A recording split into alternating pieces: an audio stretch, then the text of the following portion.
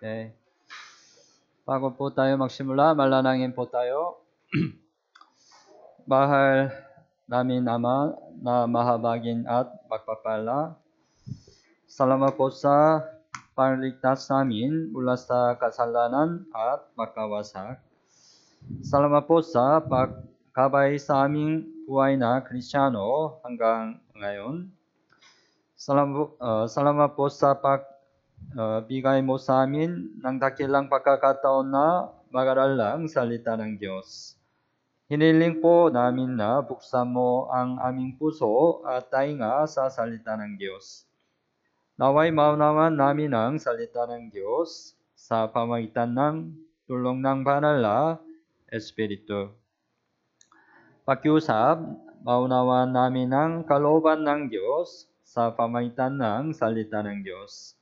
Mula sa simula hanggang sa matapos, kami ay nagtitiwala lamang sa iyong habag at biyaya. Ito po ang aming dalangin sa pangalan ni Jesus. Amen. Okay, buksan mo ang Biblia. Pangalawa Timoteo chapter 3. Pangalawa Timoteo chapter 3. Verse 6.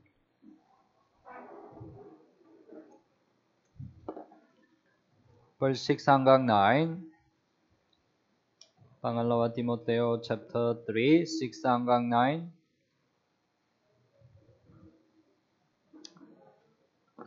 Okay, 6 hanggang 9. Basahin po natin ng sabay-sabay.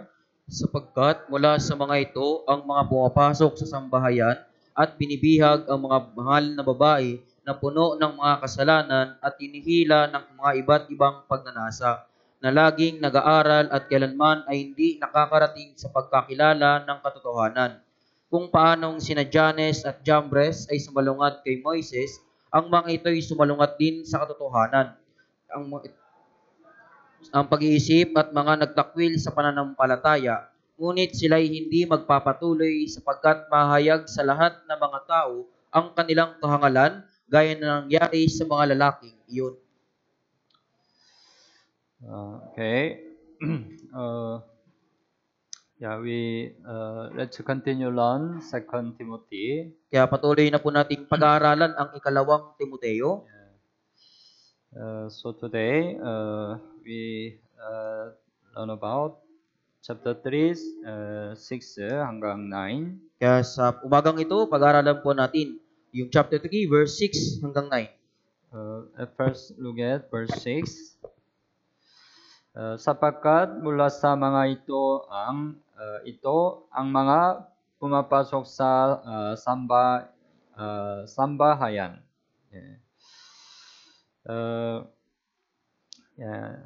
We need to know who are they. Ang mga pumapasok sa sambahayan, sila ay mga huwad na propeta o mga huwad na guro na palihim na pumapasok sa simbahan. At sa loob ng simbahan, maaaring may mga huwad na kapatid na pumasok ng tahimik na hindi naligtas. Okay, you mark here. Let's open. Buksan mo ang Biblia, Galatians chapter 2. Markahan niyo po dito, buksan natin sa Galatia Kapitulo 2. Galatians chapter 2, verse 4. Galatia Kapitulo 2, talata 4. Chapter 2, verse 4. Okay. Basahin po natin ng sabay-sabay. Subalit dahil sa mga huwad na kapatid na lihim na ipinasok na pumasok upang tiktikan ang kalayaan na taglay namin kay Kristo Jesus upang kami alipinin. Dahil sa mga huwad na kapatid na lihim na ipinasok, right? May huwad na kapatid sa simbahan. Huwad na kapatid, ay hindi pa naligtas.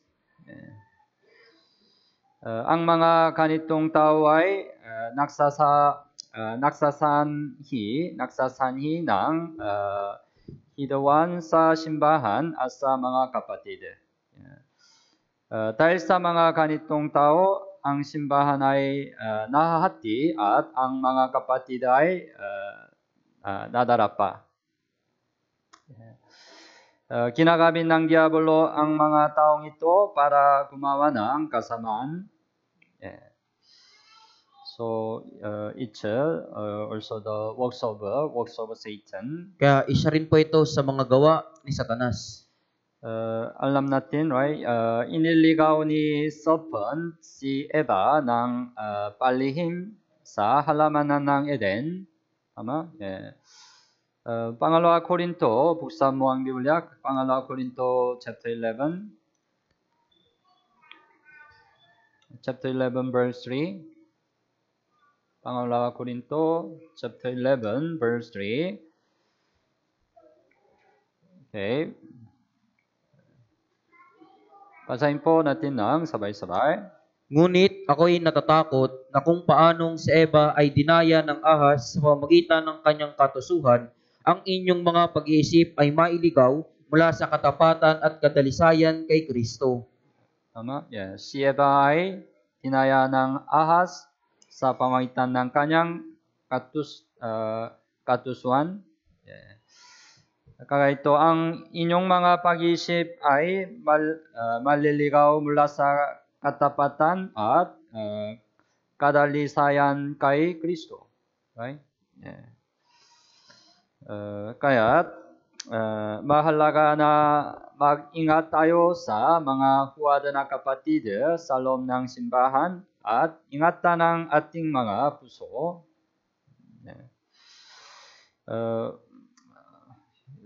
Let's go back, 2 Timothy chapter 3. Balikan po natin ang ikalawang Timoteo, chapter 3. Chapter 3. Verse 7. Na laging nag-aral at kailanman ay hindi nakakarating sa pagkakilala ng katotohanan. Dito, pagkakilala ng katotohanan, ito ay tunay na ebanghelyo, right? Tunay na ebanghelyo. Alam natin, unang Timoteo chapter 2 verse 4, right? Ang Diyos na nangnanais na ang lahat ng tao ay maligtas at makarating sa pagkakilala ng katotohanan. Pagkakilala ng katotohanan. Right? Ito ay tunay na ebanghelyo. Subalit, right? Verse 7, right? Na laging nag-aral. Laging nag-aral. Every time they learn, right? But Palagi po silang nag-aaral. they cannot come to the knowledge of truth. Subalit hindi po nakakarating kailanman sa pagkakilala ng katotohanan. They cannot get their salvation. Hindi nila nakuha yung kaligtasan. Ito ay tungkol sa mga nalinlang ng mga huwad na guro. Kahit marami silang natutunan, hindi nila makakamtan ang tunay na katotohanan. Interesado lamang sila sa bagong kaalaman, hindi sa katotohanan. Sila ay katulad ng mga Griego noong panahon ni Apostol Pablo.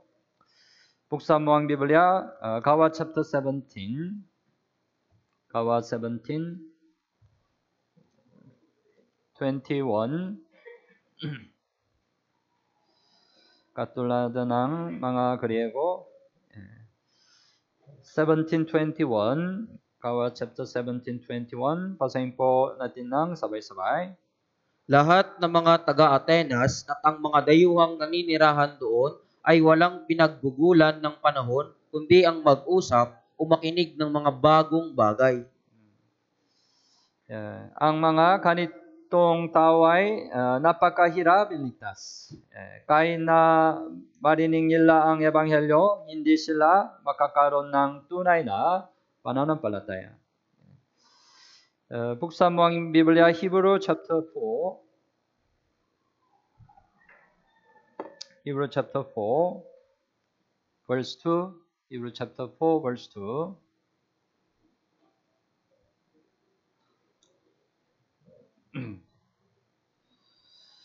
Okay, chapter 4, verse 2. Basahin po natin ng sabay-sabay. Sapagkat dumating sa atin ang magandang balita, gaya rin naman sa kanila. Ngunit hindi nila pinakinabangan ang pangangaral na narinig nila, sapagkat hindi sila naging kalakip sa pamamagitan ng pananampalataya ng mga taong nakarinig.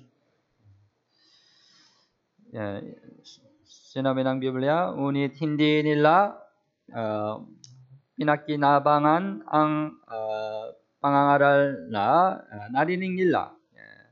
Bakit? Sapagkat hindi sila naging kalakip sa pamamagitan ng pananampalataya ng mga taong nakarinig.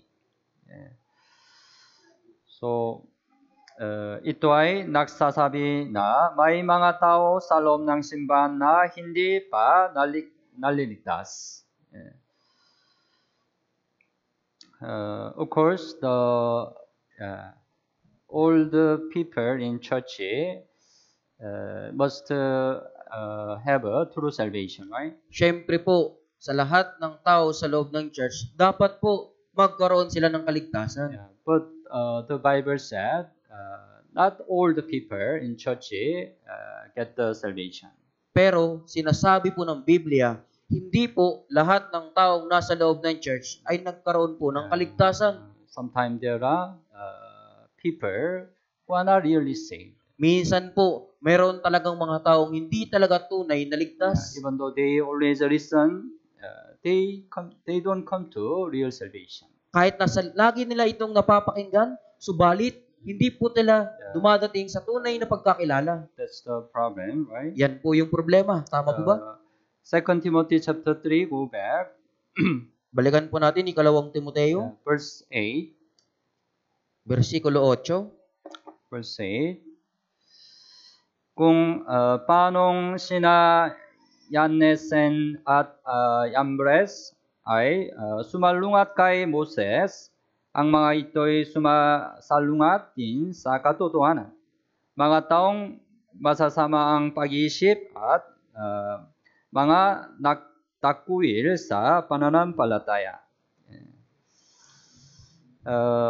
Sina Yannes at Yambre ay mga maikero ng Egypto na tumutol kay Moses. Alam mo ba? Maikero.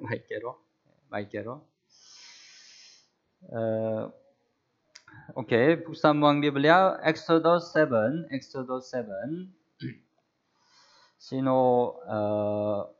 Sina Yannes at Yambre.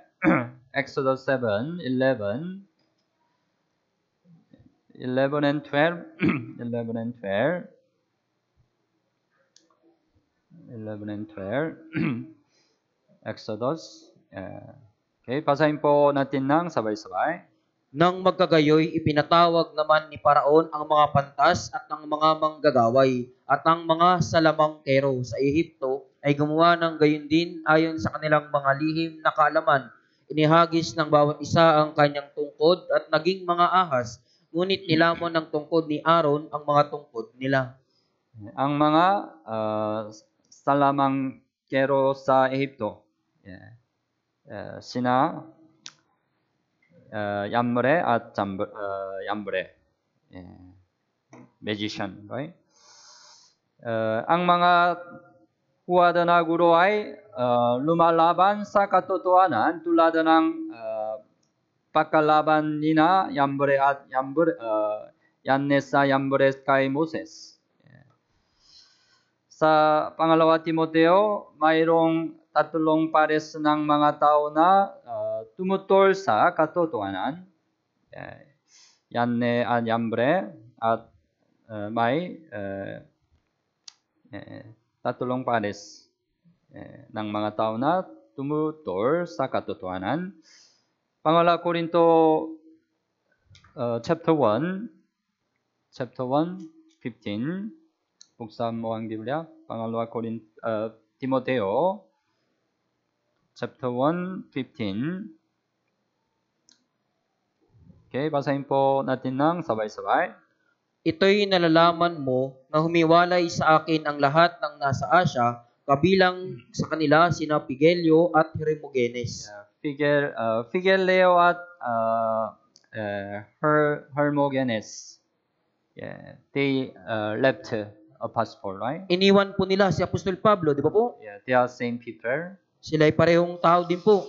2 Timothy chapter 2, buksan mo ang Biblia, chapter 2, 17 and 18. 17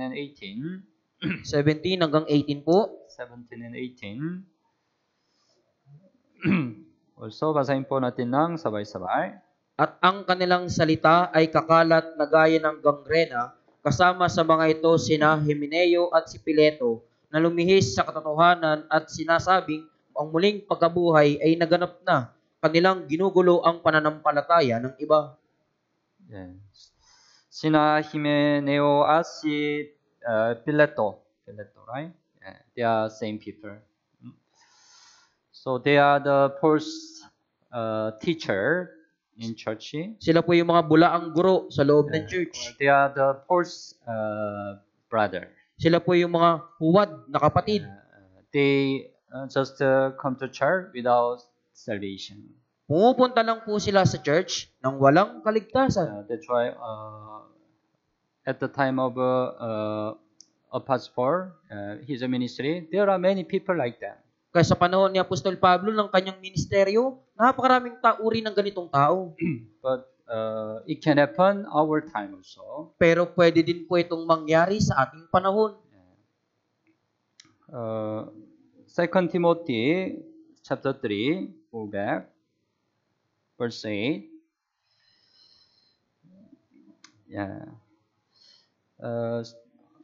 Mga nagtakwil sa pananampalataya. Mga nagtakwil sa pananampalataya. We think about what it means. Pag-isipan po natin kung ano yung kahulugan nito. This is the wrong faith without salvation, through salvation. Ito po yung maling pananampalataya po ng walang tunay na kaligtasan. May ang halimbawa ng maling pananampalataya sa Biblia, pag-isipan natin, may pananampalatayang nawasak. Unang Timoteo chapter 1,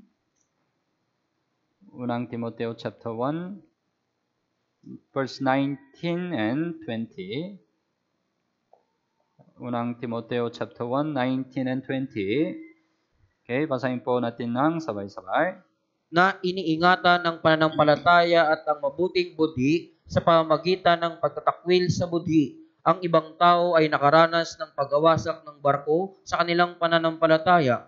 Kabilang sa mga ito si Himeneo at Alejandro na aking ibinigay kay Satanas upang sila'y maturuang huwag malampastangan. Right? Nakaranas, verse 19, right? Nakaranas ng pagkawasak ng barko sa kanilang pananampalataya. Ang nabasang bangka ay hindi makarating sa destination, right? Ang pananampalatayang nakawasak ay hindi nakadala sa langit. Tama po ba? It's not true faith, right? Hindi po ito yung tunay na pananampalataya. At may patay na pananampalataya sa Biblia. James chapter 2, Santiago chapter 2, 26. Santiago chapter 2, 26.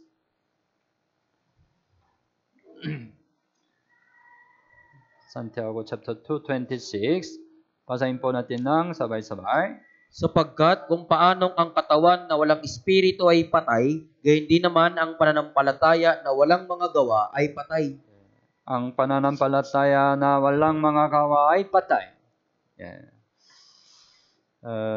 Pag-isipan natin kung ano ang pananampalatayang walang gawa.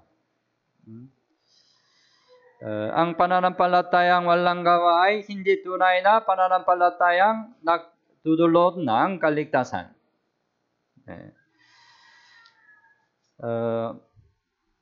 Siyempre, hindi tayo naliligtas sa pamamagitan ng gawa. Ano po ba?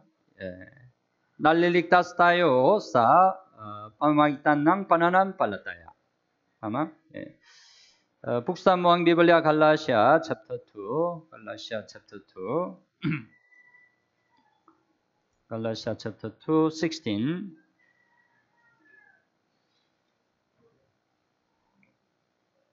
Chapter 2, 16. Galatia. Basahin po natin ng sabay-sabay. At nalalaman natin na ang tao ay hindi inaaring ganap sa magitan ng mga gawa ng kautusan, kundi sa magitan ng pananampalataya kay Kristo. At tayo ay sumasampalataya kay Kristo Jesus upang ariing ganap sa pamagitan ng pananampalataya kay Kristo at hindi sa magitan ng mga gawa ng kautusan, sapagkat sa magitan ng mga gawa ng kautusan ay hindi aaring ganap ang sinumang laman. Nalalaman natin na ang tao ay hindi inaaring ganap sa pamamagitan ng mga gawa ng kautusan, kundi sa pamamagitan ng pananampalataya kay Hesus Kristo. You already know where, right? At alam nyo na po ito, di ba po? Ngunit, ang taong may tunay na pananampalataya ay nagpapakita ng kanilang pananampalataya sa pamamagitan ng mga gawa. Ang mga gawa ay resulta ng pananampalataya. Sa makatulad, mahalagang suriin natin kung tayo ay may pananampalatayang walang gawa. Naway suriin natin muli ang ating pananampalataya sa kaligtasan sa pamamagitan ng mensahe ngayong araw. Okay? So, buksan mo ang Biblia, pangalawa Korinto chapter 13. Chapter 13, verse 5. Pangalawa Korinto chapter 13, verse 5.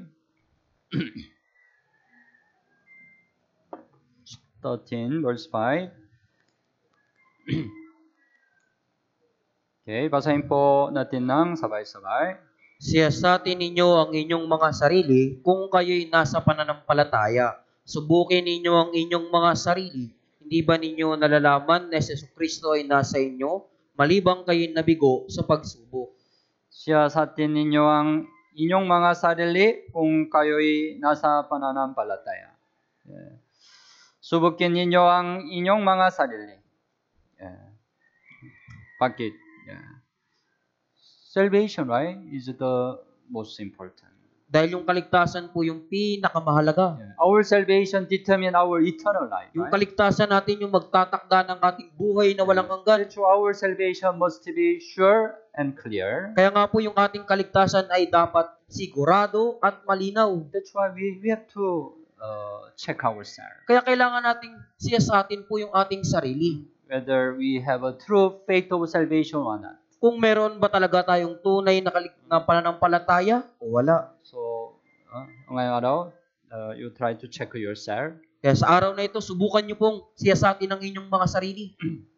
Una, upang tayo ay maligtas, dapat nating malaman at paniwalaan ang tunay na ebanghelyo. Tama po ba? So, maybe you already heard the true gospel, right? At narinig nyo na po yung tunay na ebanghelyo, di ba po? Ngunit, paano natin malalaman kung tunay na nating pinaniwalaan ng ebanghelyo? Paano natin malaman?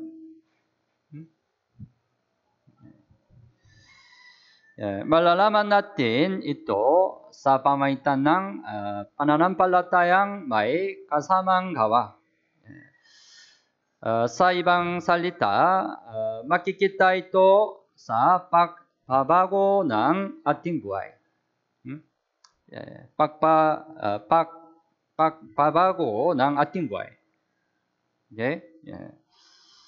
Ang pagbabago sa buhay ay maaaring ipahayag sa pamamagitan ng mga bunga. Sinabi ni Jesus, Mateo chapter 7, buksan mo ang Biblia, Mateo chapter 7, 16 hanggang 18, Mateo 7 hanggang 16 hanggang 18, basahin po natin ng sabay-sabay. Makikilala ninyo sila sa kanilang mga bunga. Nakakapitas ba ng mga ubas sa mga tinikan o ng mga igos sa mga dawagan? Gayun din naman, ang bawat mabuting puno ay mabubuti ang bunga, ngunit ang masamang puno ay masama ang bunga. Hindi maaaring mamunga ng masama ang mabuting puno at mamunga ng mabuti ang masamang puno. Verse 16 ay, makikilala ninyo sila sa kanilang mga bunga. Right? So, right, good tree bears a good fruit, can bear good fruit, right? Kayong mabuting puno ay nagbubunga ng mabuting bunga. But bad tree cannot bear good fruit, right? Pero yung masamang puno, hindi ito makakapamunga ng mabuti. So, ang kanilang mga bunga ay nagpapakita ng pagbabago sa kanilang buhay. So, if we are really saved, we will bear good fruit. Kaya kung talagang tayo ay tunay na ligtas, magbubunga tayo ng mabuting bunga. We will have a good change over our life. Magkakaroon tayo ng mabuting pagbabago sa ating buhay. May isang tao na walang pagbabago kahit na ipinapahayag niyang siya ay ligtas. Anybody can say, right? I am saved. Kahit sino man po pwedeng sabihin, ligtas ako. Kung ganon, maaaring hindi pa siya tunay na ligtas kahit na alam niya ang Ebanghelyo. Ang kaalaman tungkol sa Ebanghelyo ay hindi nagpapatunay ng kaligtasan. Sa kasong ito, alam niya ang Ebanghelyo. Uni, hindi niya ito tunay na tinanggap sa kanyang puso.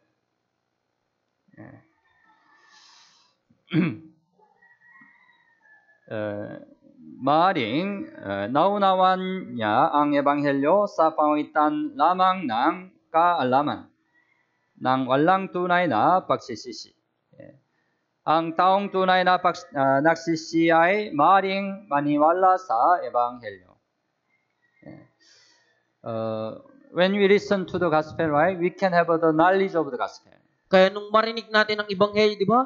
Nagkaroon po tayo ng kaalaman sa Ebanghelyo. Right? Because we have understanding, we can have a knowledge of the gospel. Dahil meron tayong pangunawa, kaya nagkaroon tayo ng kaalaman sa Ebanghelyo. But it doesn't mean we already get the salvation. Pero hindi po ito nangangahulugang nagkaroon na rin tayo ng kaligtasan. The knowledge of the gospel doesn't guarantee your salvation. Yung kaalaman ng kaligtasan, hindi nito magagarantiya ang iyong kaligtasan.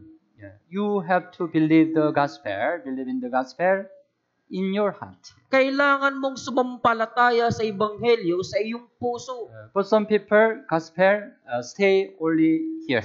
Pero merong mga tao, ang Ebanghelyo na natili sa ulo lamang. They have understanding of the gospel. Meron lang silang pagkaunawa sa Ebanghelyo. But the gospel does not come to their heart. Pero yung Ebanghelyo hindi naman dumating sa kanilang puso.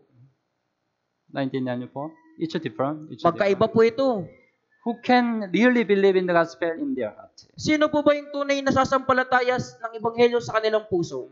Sinabi ni Jesus, Mark chapter 1, Mark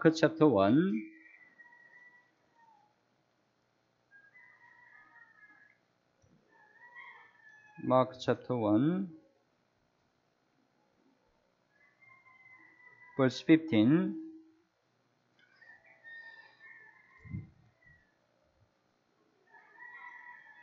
Mark chapter 1:15, basahin po natin ng sabay-sabay. Na sinasabi, naganap na ang panahon at malapit na ang kaharian ng Diyos, kayo'y magsisi at manampalataya sa Ebanghelyo. Yeah.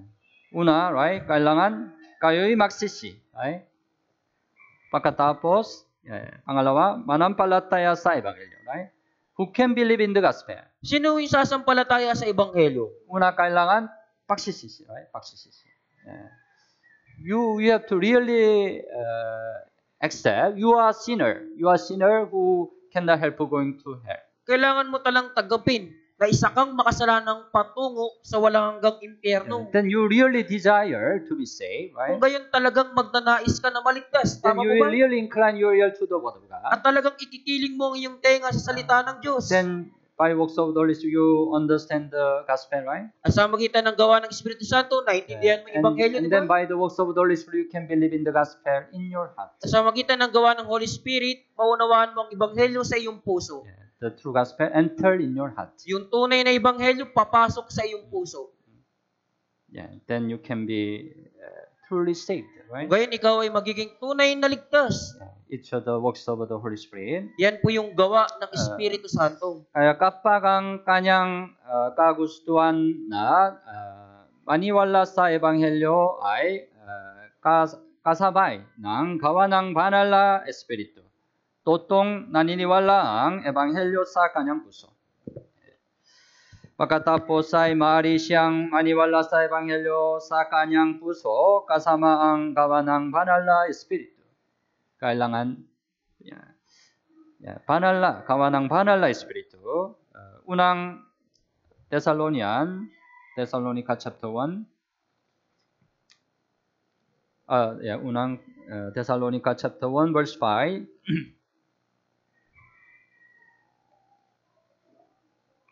Chapter 1 verse 5, basahin po natin ng sabay-sabay. Sapagkat ang aming Ebanghelyo ay hindi dumating sa inyo sa salita lamang, kundi sa kapangyarihan din at sa Espiritu Santo at sa lubos na pagtitiwala, kung paanong nalalaman ninyo kung anong pagkatao ang aming pinatunayan sa inyo alang-alang sa inyo.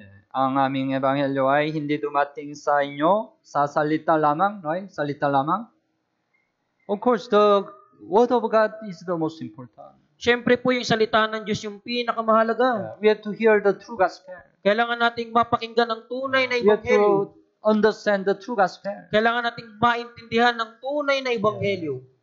Then, kundi sa kapangyarihan din sa Espiritu Santo at sa lubos na pagtitiwala. Right? Holy Spirit should work.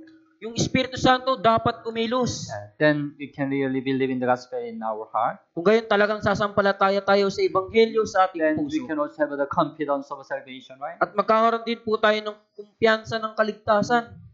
Naniniwala ka na ba sa Ebanghelyo sa iyong puso kasama ang gawa ng banal na Espiritu? Suriin mo. Okay? Kapag tayo ay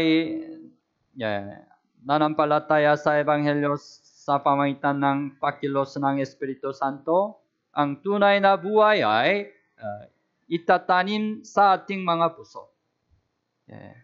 Ang tunay na buhay ay itatanim sa ating mga puso. Tunay na buhay.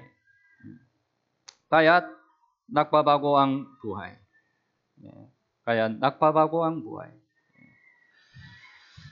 Ang tunay na buhay ay tiyang na nagdudulot ng pagbabago. Tapo ba? Unang Juan chapter 5. Buksan mo ang Biblia. Unang Juan chapter 5, 11 and 12.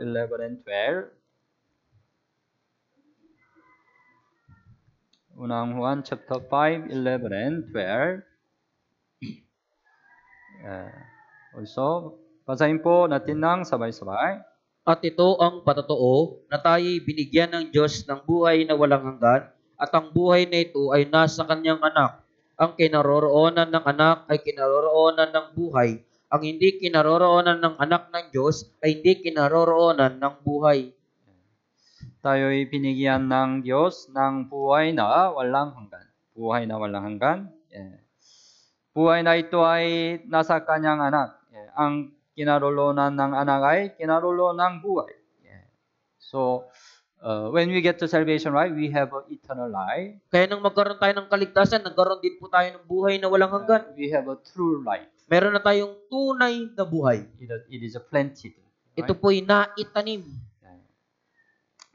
That's why true life always have the changes. Kayong totoong buhay po, palaging may pagbabago. May pagkakaiba ang isang tao na naligtas na may tunay na buhay at isang tao na hindi naligtas na walang tunay na buhay. Magkaiba. Right? Pag-isipan natin, Lucas chapter 17, buksan mo ang Biblia, Lucas chapter 17, 11, Lucas chapter 17, 11 hanggang 19, 11 hanggang 19,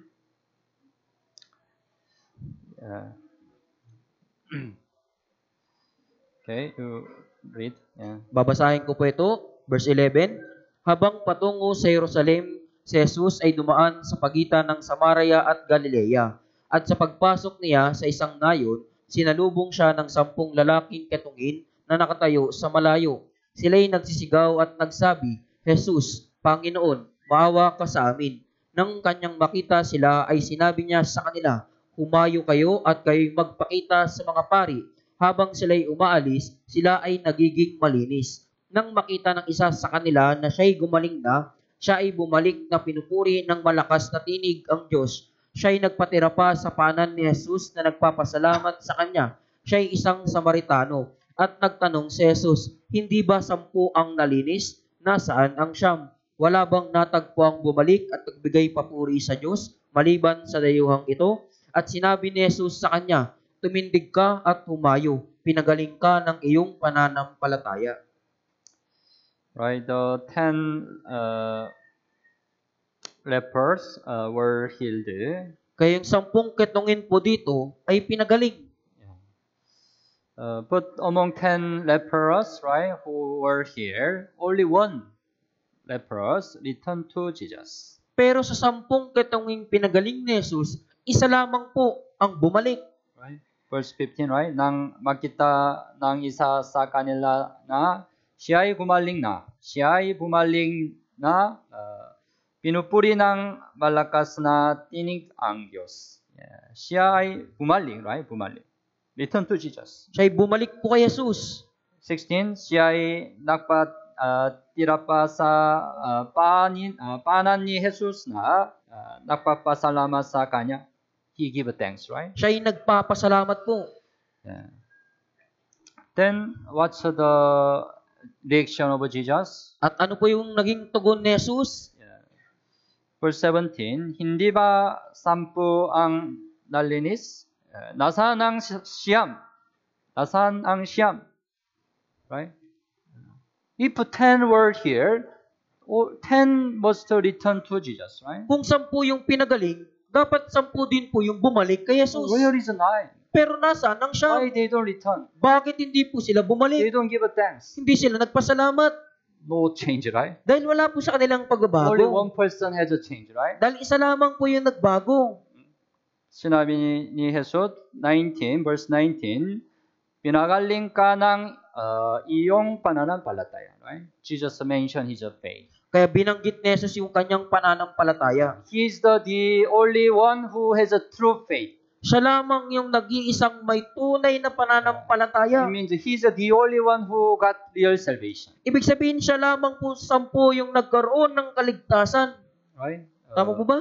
It happened, right? Whenever we have the Bible seminar, right? Nangyayari po ito sa tuwing nagkakaroon tayo ng Bible seminar. When we have the Bible seminar, many people listen to the Bible seminar. Sa Bible seminar po, napakaraming mga tao yung nakikinig ng Bible The seminar. last section, they also listen to the gospel. At sa huling session, napakinggan din nila yung Ebanghelyo. Then we have the counseling, right? At nagkakaroon din tayo ng counseling, di ba po? Then many people confess, oh, I'm saved. At maraming tayo yung nagpapayag, ligtas na I'm saved ako. through the gospel. Ligtas na ako sa magitan ng Ebanghelyo. After then, Pagkatapos po nun, some return to Jesus, right? yung ilan po, bumalik po dito. They show change, right? Nagpakita sila ng pagbabago. But many people, right, they disappear. Pero marami sa mga taong iyon, hindi na po bumalik, wala na. They don't have any change, right? Wala na po silang pagbabago. They just live a former life. Nabuhay lang sila, gaya po ng dating pamumuhay. But they say, I'm saved. Pero sinasabi nila, ligtas ako. Like the other nine, right? Katulad po ng ibang siyam. Maybe it's not true faith, right? Marahil ito po hindi tunay na pananampalataya. Sinasabi nilang sila ay naligtas, ngunit walang pagbabago. Wala silang balak pumunta sa simbahan, right? Wala rin silang nais na suklian ng biyaya ng Diyos. Tama? Maybe it's not true salvation. Marahil hindi po ito yung tunay na kaligtas. Tunay na naligtas. If so, we need to check. Anong pagbabago ang lumilitaw? Anong pagbabago kailangan? Some people say that, oh, I changed it. May mga taong nagsasabi, oh, nagbago na ako. Before, I love drinking alcohol. Dati, palagi akong umiinom ng alak. But after salvation, I stopped. Pero pagkatapos ng kaligtasan, tinigil ko na ito. Before I had a cigarette, I stopped. Dati, naninigarilyo ko, pero tinigil ko na. Before I got angry so well. Dati, talagang magagalitin ako. But I reduced getting angry. Pero binawasan ko na yung pagiging magalitin. Okay, it's a good change. Opo, mabuting pagbabago yan. But this kind of change doesn't testify salvation. Pero yung ganitong uri ng pagbabago po, hindi ito yung nagpapatunay ng kaligtasan. Because anybody who don't know the gospel can do it, right? Dahil yung mga sino mang tao na hindi nakakalam ng kaligtasan, pwede nila itong magawa. Even unbeliever in this world, right? They stop drinking alcohol. Maging yung mga hindi mananampalataya sa mundong ito, tinitigil nila yung hindi pag-inom ng alak. Yung pag-inom ng They alak. stop cigarette for their health, right? Tinitigil nila yung paninigarilyo para sa kanilang kalusugan. They also can reduce the getting angry, right? Pwede rin nilang mabawasan yung hindi yung pagiging magalitin. It's not related with the salvation. Wala po itong kinalaman sa kaligtasan. What change kailangan? Anong pagbabago po yung kailangan? Una, nagbabago ang saloobin patungkol sa ebanghelyo. Tungkol sa ebanghelyo. Ano ang ebanghelyo? Unang Timoteo, buksan mo ang Biblia, unang Timoteo chapter 1. Chapter 1, 11. Unang Timoteo chapter 1, 11. 11, basahin po natin ng sabay-sabay. Ay sa maluwalhating ebanghelyo ng mapapalang Diyos na ipinagkatiwala sa akin. Maluwalhating ebanghelyo, right? Ebanghelyo ay maluwalhating ebanghelyo. Because we can get to salvation through the gospel, right? Sapagkat nagkaroon tayo ng kaligtasan sa magitan ng ebanghelyo. Matapos sa maligtas, ang ebanghelyo ang magiging lahat sa aking buhay. Tama? Tama po ba? Ang ebanghelyo ang magiging lahat sa aking buhay. Gospel become everything in your life? Ang ebanghelyo ay naging lahat na po ba sa inyong buhay? Or gospel is just a small one part of my life? O yung ebanghelyo ay isang maliit na parte lang ng aking buhay? Attitude for the gospel will be changed. Kayong saloobin tungkol sa ebanghelyo po ay nagbago. Nowadays, we love the song, Tanging Ebanghelyo. Ngayon po, di ba, nagugustuhan na po natin kantahin yung Tanging Ebanghelyo. Alam mo ba? Tanging Ebanghelyo? Narinig niyo na po ba yung Tanging Ebanghelyo? Tanging Ebanghelyo, tama? Tanging Ebanghelyo. Gospel will become everything in my life.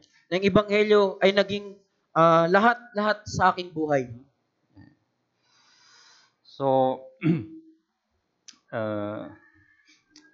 we have the song in the sing hymnal book 285. The number 285. Meron po tayong kanta nito sa ating hymnal book, page 285.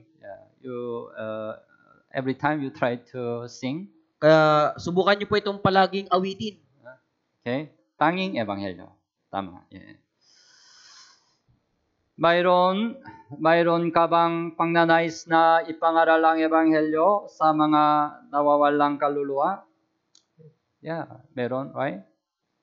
If you are really saved, you have a desire to preach the gospel to the lost soul, right? Kung talagang tunay ka ng naligtas, meron kang pagnanais na ibahagi ang ebanghelyo sa mga nawawalang kaluluwa.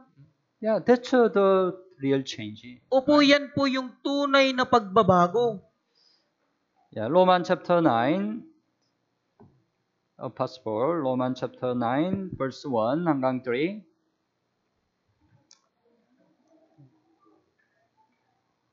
Chapter 9, Romans chapter 9, verse 1 hanggang 3. Okay. Basahin po natin ng sabay-sabay. Sinasabi ko ang katotohanan na kay Kristo, hindi ako nagsisinungaling. Ito'y pinatotohanan ng aking budhi sa pamagitan ng Espiritu Santo na mayroon akong malaking kalungkutan at walang tigil na kirot sa aking puso, sapagkat mamagalingin ko pang ako ay sumpain at mawalay kay Kristo alang-alang sa aking mga kapatid na aking mga kamag-anak ayon sa laman.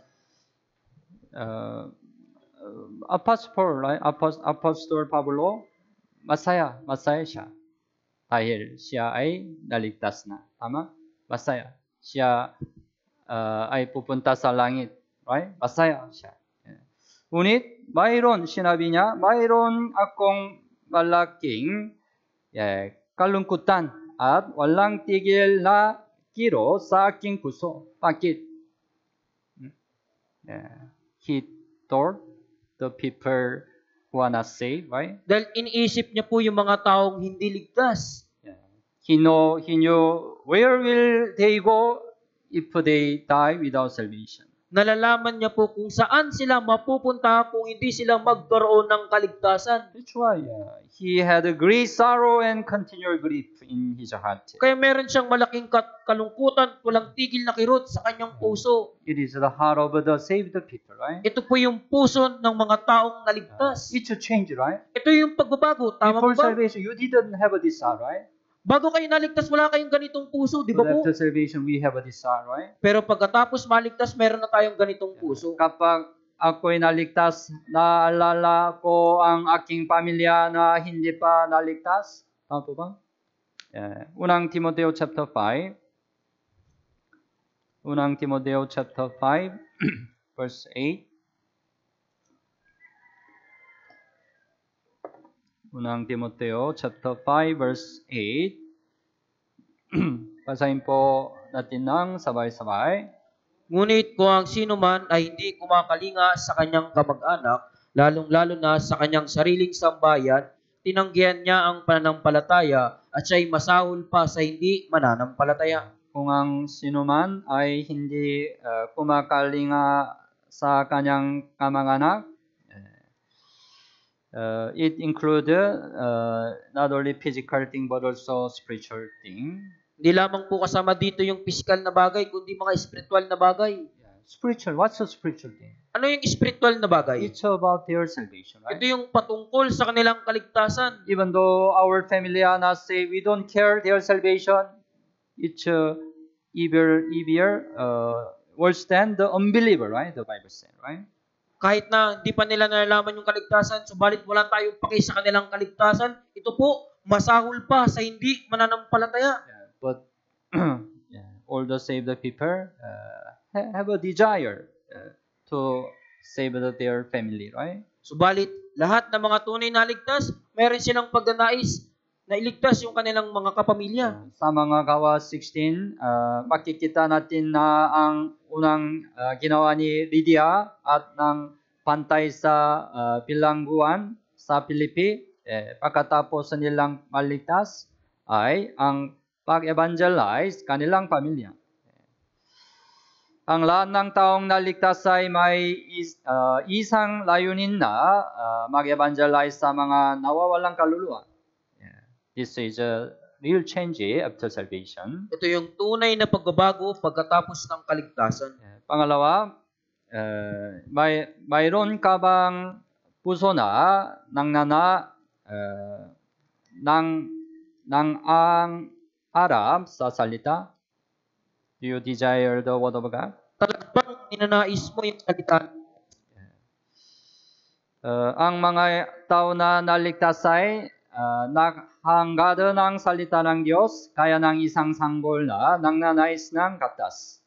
Tama? Kung wala kang interes sa oras ng salita at palagi ka na lang antok, may problema. Tama? Always sleepy when you listen sermon. Kaya palagi kang inaantok sa tuwing nakikinig ng sermon. It's possible sometime when you are so tired, you can be sleepy. Posible po minsan na kapag sobrang pagod mo, habang nakikinig ka ng sermon, ay antukin ka po. Minsan pwede. Minsan. But always. Pero palagi po. Always you are sleepy. Palagi kang inaantok. It's just something wrong, right? Parang may mali po, di ba? Yeah. If you are realistic, you will desire the word of God. Kung talagang tunay kang naligtas, magnanais ka ng salita ng Diyos. Job chapter 23. Job, Kapitulo 23. Job 23, verse 12. Talata 12. Job 23, 12.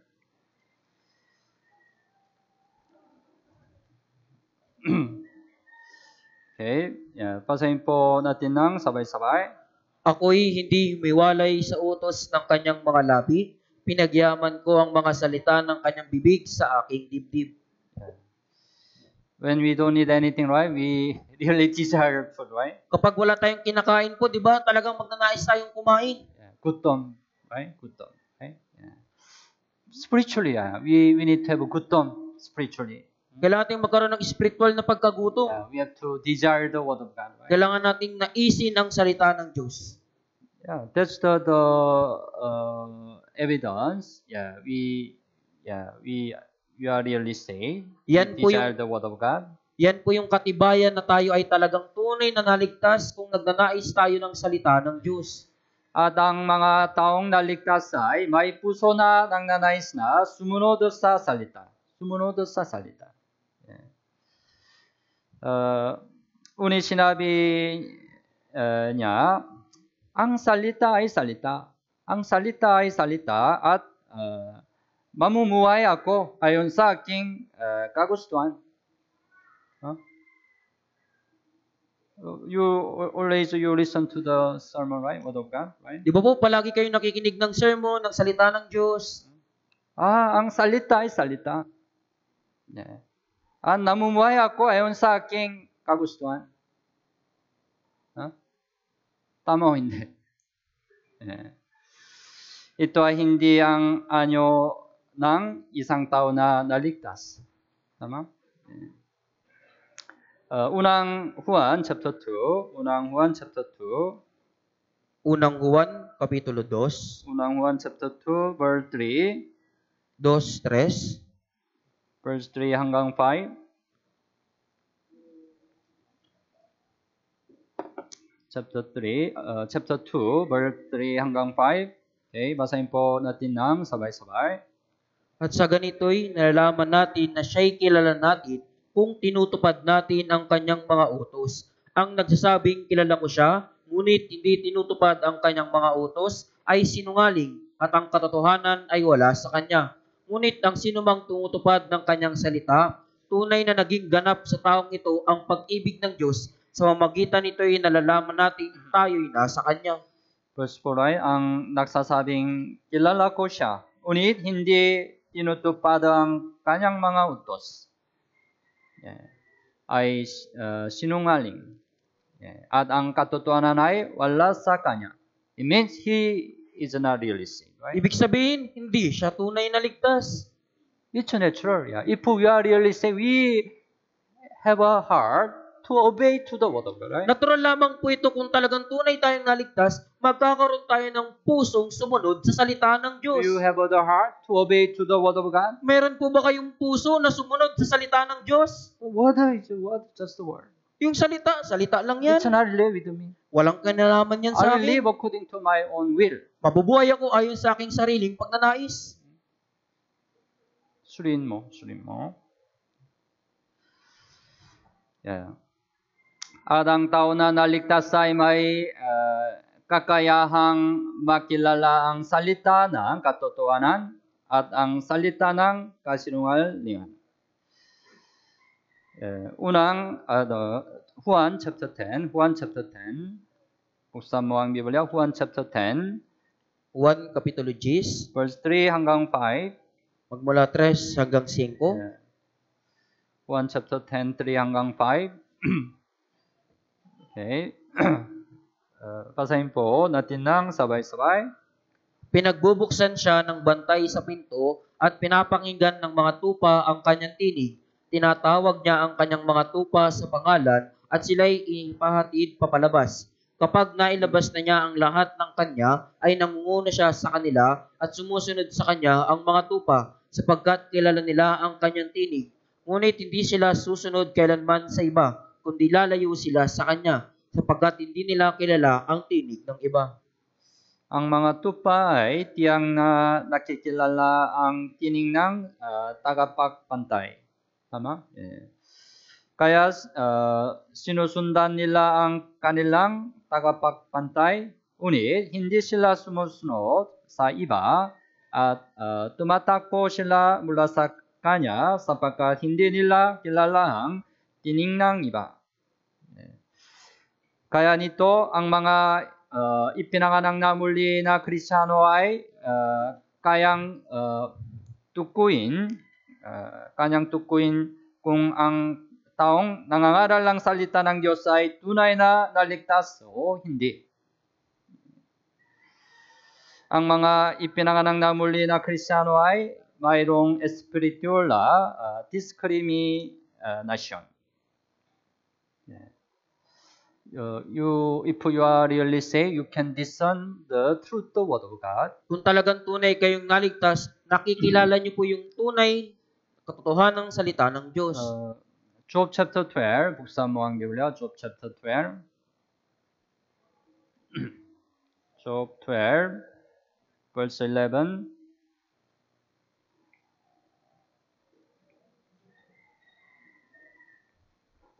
Job 12:11. Okay, basahin po natin ng sabay-sabay. Hindi ba sumusubok ang mga salita ng pandinig gaya ng ngalangala na lumalasa ng pagkain? Ang ating bibig ay tumitikim ng pagkain. Kung kumain tayo ng bulong na pagkain, malalaman ng ating bibig kung bulong ang pagkain o hindi. Tama po ba? Gayon din, kung nakinig tayo sa salita, malalaman ng ating tainga kung ang salita ay tunay na salita ng Diyos o hindi. Sa mga araw na ito, maraming simbahan sa mundo, ngunit mahirap makahanap ng tunay na simbahan na may buhay at nagpapakita ng gawa ng kaligtasan. Tama po ba? Kaya kailangan nating tukuyin ang tunay na simbahan at pagkatapos, kailangan tayong manatili sa tunay na simbahan. May mga tao na hindi nakakakilala ng tunay na simbahan. Sinabi nilang, ayos lang na dumaan sa kahit anong simbahan. Right? So, after Bible seminar, we have the counseling. Pagkatapos po ng Bible seminar, nagkakaroon po tayo ng counseling. They say, I am saved. Sinasabi nila, naligtas ako. Then, we encourage them to listen to the word of God in our church. At hinihimok natin sila na patuloy na makinig ng salita ng Diyos sa ating church. But they say, subalit sinasabi po nila, I have a church in front of my house. Malapit. Merong church sa tapat ng aming bahay, malapit lang yun. Any church okay. Kaya anumang church, okay lang, ayos lang. mas mabuti malapit. Yeah. Something wrong, right? Parang may mali po, di ba? Yeah. We have to discern what's true church. Kailangan nating makilala kung ano yung tunay na church. True church, right? Preach the truth, word of God, right? Ang tunay na church, nagtuturo ng tunay na salita ng True Diyos. church preach the truth, true gospel, right? Ang tunay na church, nagtuturo ng katotohanan ng tunay na And salita true ng church has Ebanghelyo. the works of the Holy Spirit, right? At ang tunay na church, mayroong pagkilos ng Espiritu True Santo. church, there is a works of salvation, right? At sa tunay na church, mayroong paggawa ng kaligtasan. How can you know our church is a true church? Paano po natin nalalaman na yung ating church ay ang tunay na church? We have the true gospel, right? Meron tayong tunay na ebanghelyo, tama po ba? And also by the works of this Holy Spirit, many people got the real salvation. At sa magitan ng pagkilos ng Espiritu Santo, maraming tao po yung nagkaroon ng kaligtasan. It testifying, right? Our church is a true church, right? Ito yung nagpapatunay na yung church natin ay totoong church. Try to search the true church outside. Subukan niyo pong maghanap ng ibang church, sa ibang sa And labas. check whether they have a true gospel or not. Siya sa atin nyo, kung meron ba talaga sila yung tunay na kaligtasan o wala. And then check whether there is a true works of the Holy Spirit. At siya sa atin nyo din, kung meron bang tunay na pagkilos ng Espiritu Santo doon o wala. Check whether there is a works of salvation by works of the Holy Spirit. Subukan nyo po kung meron bang tunay na gawa ng kaligtasan sa magitan ng pagkilos ng Espiritu Santo. You have to search it. Kaya nga po itong siya sa atin. Then you have to abide in true church. At kailangan nating manatili sa tunay na church. But they say, any church okay. Pero sinasabi nila, kahit anong church, okay lang yan. No, any discern, right? Wala po silang anumang pagkakakilala. Matthew 15. Buksan mo ang Biblia, Matthew 15.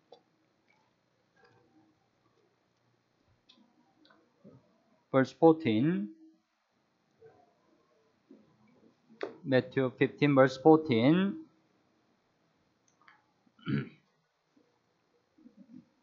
Okay.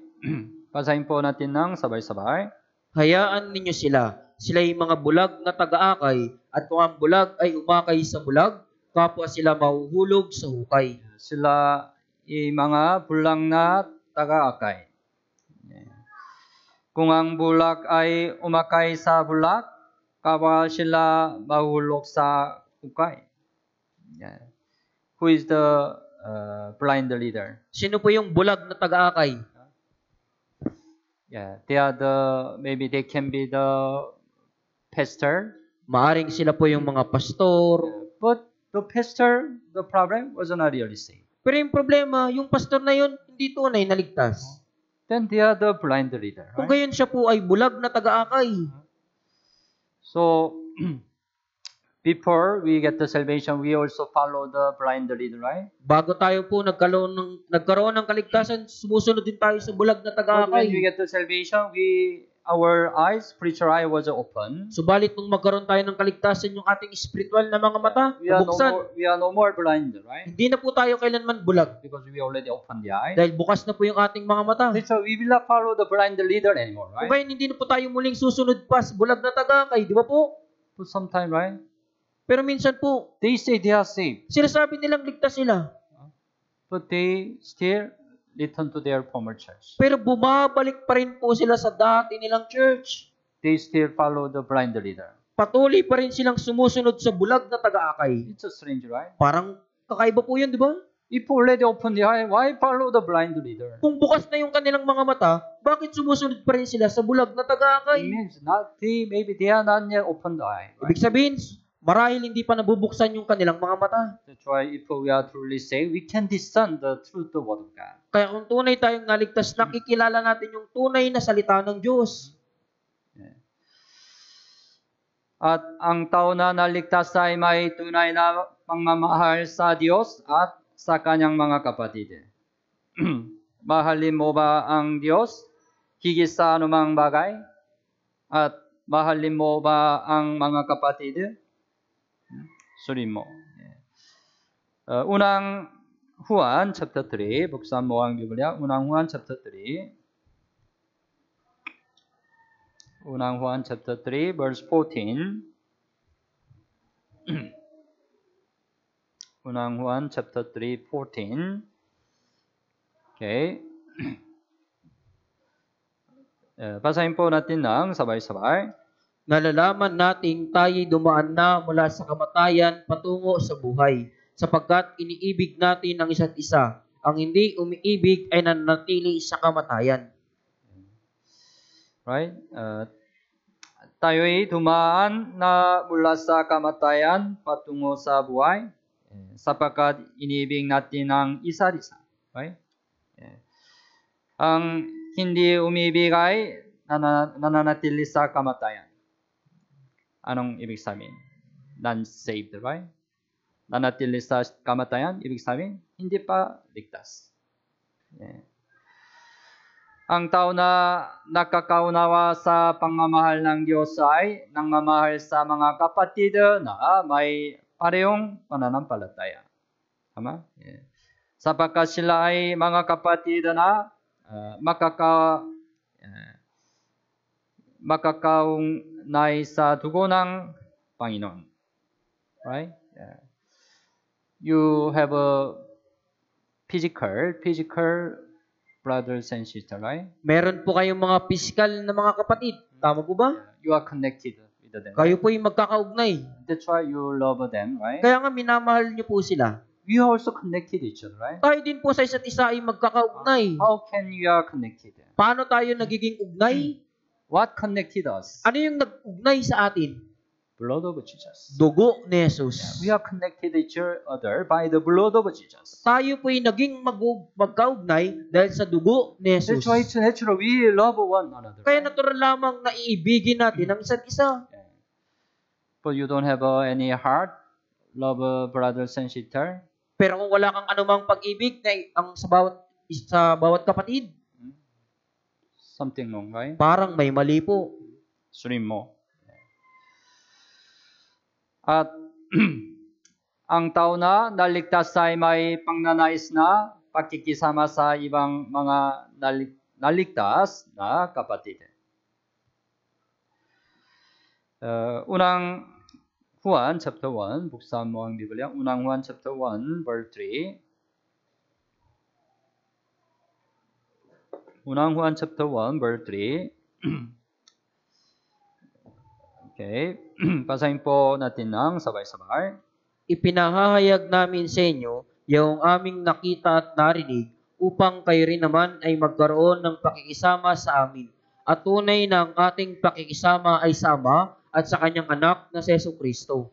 After salvation, we can have a fellowship with the Lord. Pagkatapos ng kaligtasan, tayo po ay magkaroon na ng fellowship sa Panginoon. But it's not all, right? Pero hindi po yan ang lahat. We need to have a fellowship with the brothers and sisters. Kailangan nating magkaroon ng pakikisama kasama ng mga kapatiran.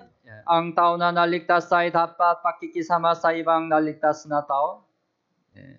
Ngunit kung mas mahal mo ang pakikisama sa mga tao sa mundo na hindi naligtas kaysa sa pakikisama sa mga kapatid na naligtas, mayroong isang bagay na hindi tama.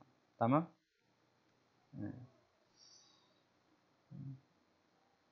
You have a good heart when you have a fellowship with the unsaved people in this world. Maayos yung puso mo kapag kasama mo yung mga makamundo mong kaibigan. But you don't have a good heart when you have a fellowship with the brothers and sisters in church. Pero hindi maayos yung puso mo kapag kasama mo yung mga brothers and sisters sa loob ng church.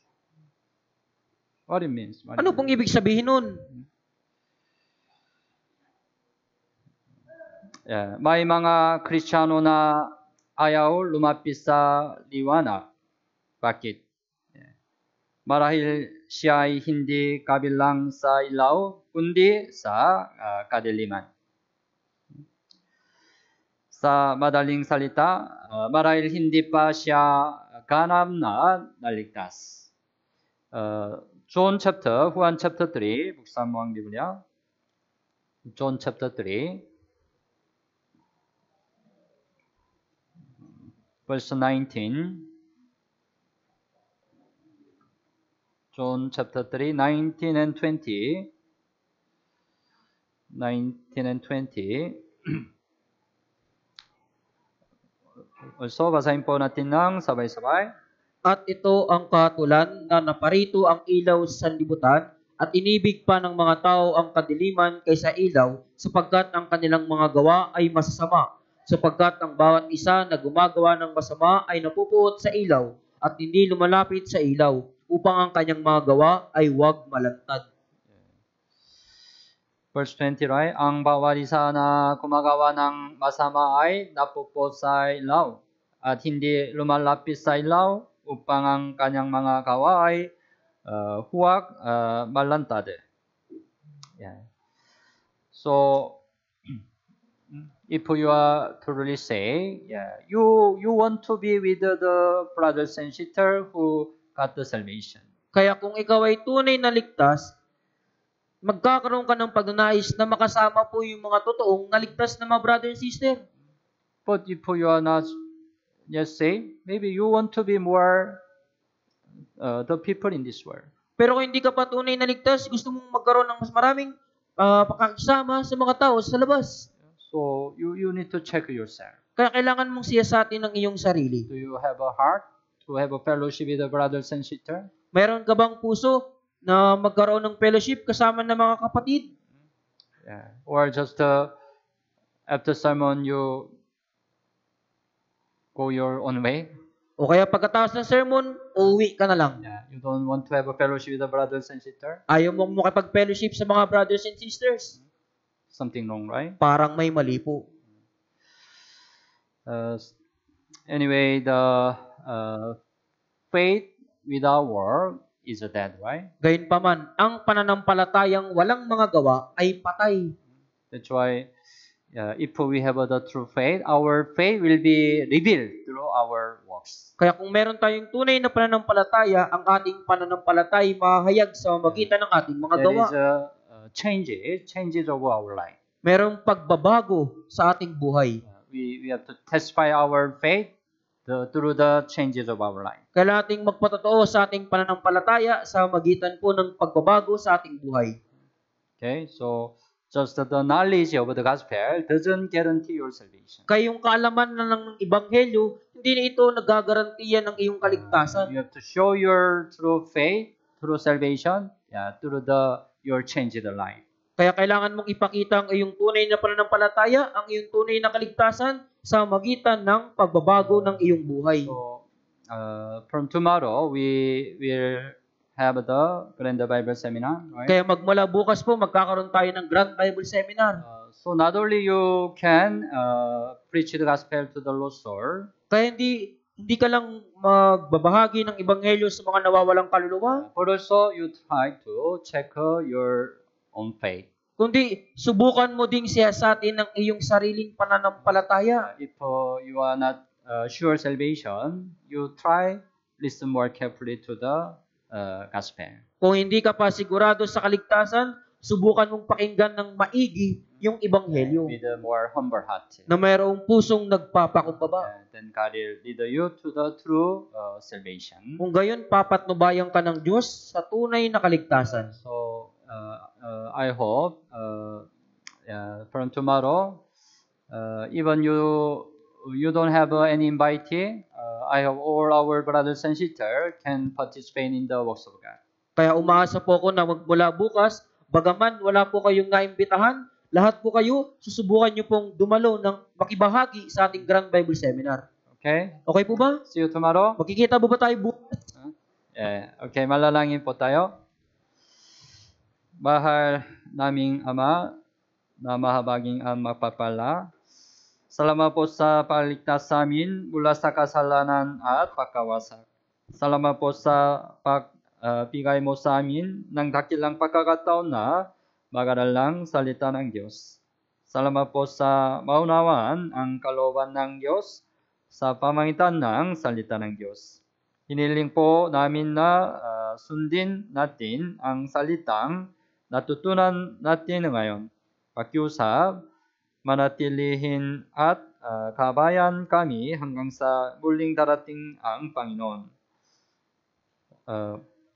Sa pagkakataong ito ng Grand Bible Seminar, maraming tao ang maligtas at magbigay ng kaluwalhatian sa Diyos. Ito po ang aming dalangin sa pangalan ni Jesus. Amen.